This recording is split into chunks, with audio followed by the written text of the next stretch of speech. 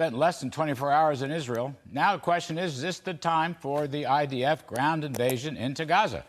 Joining us now, Aaron Cohen, former member of Israel's Special Operations Counterterrorist Unit. Aaron, welcome back as always.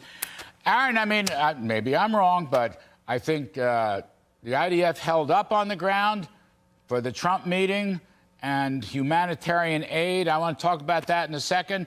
But my question is, how quickly do you think the ground assault will begin? Larry, it's going to begin as quickly as it has to. Right now, I really don't think that politics or politicking is going to have as big of an effect as people think. And the reason why, excuse me, the reason why I say that is because these operations are in our hands. We need to make sure that we've got all of the information to be able to move forward with. As last time we spoke, there's two major things unpacking here. We've got hostages first and foremost. They may be held in tunnels. Tunnels are very complicated. It takes time to get that information. Osmosis, diffusing that intelligence, listening to thousands of phone calls.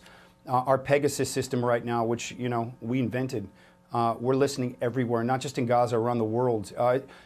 It's an unconventional operation. It's a custom-built plan. So that's number one, is those hostages and getting all of the intel that we need to be able to actualize that information for an assault or multiple assaults in multiple locations to the incursion.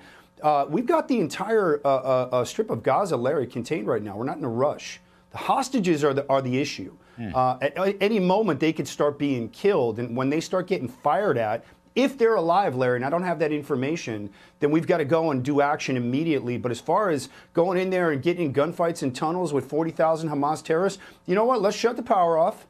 Let's tire them out, because, tired terrorists don't shoot us straight. So, we're going to take our time with that. And if they want to tie some politics into that to make it seem like, the U.S. is talking and negotiating, it's cool. And I don't get into politics, Larry. It's not interesting to me. But it's okay for us to buy time, because time is a friend of counterterrorism when it comes to non-hostage related responses. So let's take our time, slow things down, and let's tire out Hamas. All right. It's okay. We'll wait. Listen, you're the guide here, Aaron. I know nothing. You're the guide, and I appreciate what you're saying.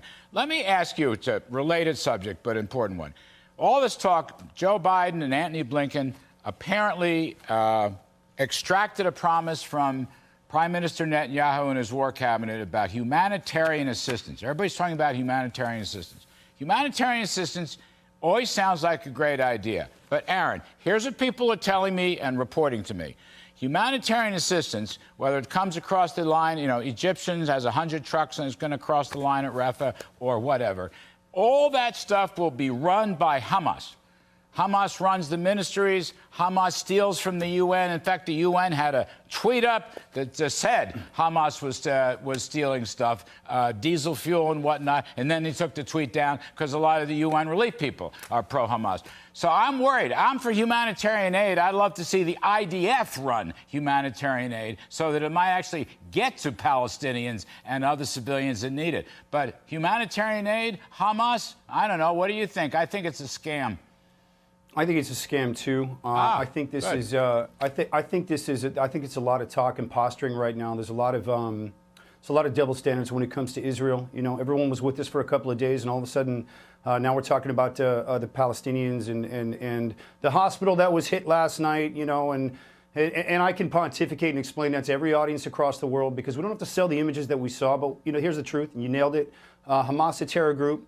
They're going to use that humanitarian situation to create more terror. They're going to use it as a shield, as a package. We're not going to allow public relations nonsense, talk, gibberish, anything that's going to affect our operational goals right now, which is hostages and a potential incursion. This could be in the next hour. We don't know. So anything that's going to affect our ability to be able to keep our soldiers safely going into a very aggressive fight in tunnels, Larry, house to house. It's going to be bloody. It's going to be messy. We're not playing around right now. The gloves are off. So people can talk all day long, but it's time to get focused and just keep preparing and planning, which is what we're doing. Yes, sir. And I'm thrilled you agreed with me about the humanitarian. I'm going to tell people that. I'm going to dine out on this.